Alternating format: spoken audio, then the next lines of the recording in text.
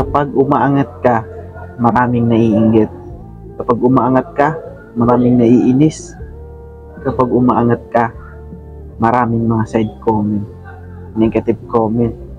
Bakit? Dahil ayaw na ayaw nilang nakikitang umaangat ka. Ayaw na ayaw nilang nakikita kang masaya.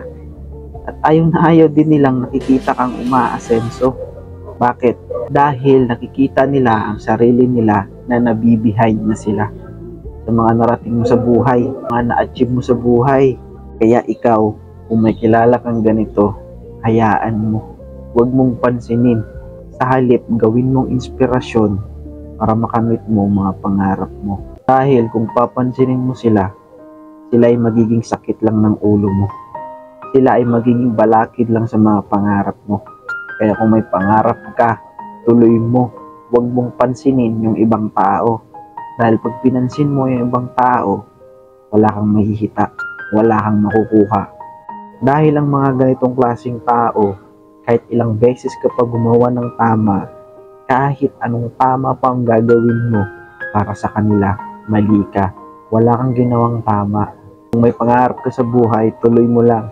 Diretso ka lang hanggang sa makamit mo yung pangarap mo. Hindi ko sinasabing huwag mong balikan kung ano man ang pinanggalingan mo.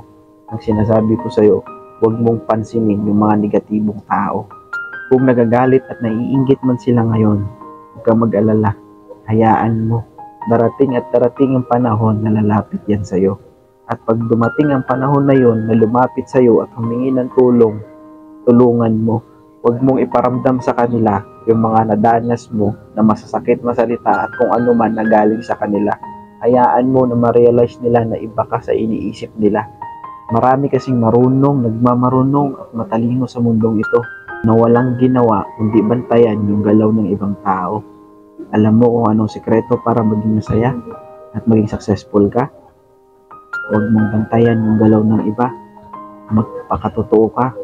Maging totoo ka sa sarili mo at sa ibang tao.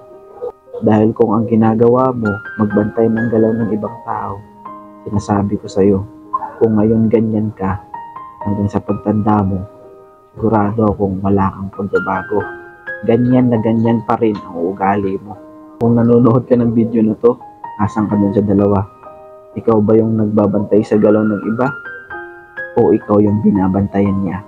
Paki-comment naman sa comment section para mabasa ko naman. Kaya naman sa mga solid followers ko dyan, huwag nyo namang kalimutan sa pag-share ng video na to. Maraming salamat and happy 52,000 followers. Thank you guys. Ingat and God bless. Bye-bye.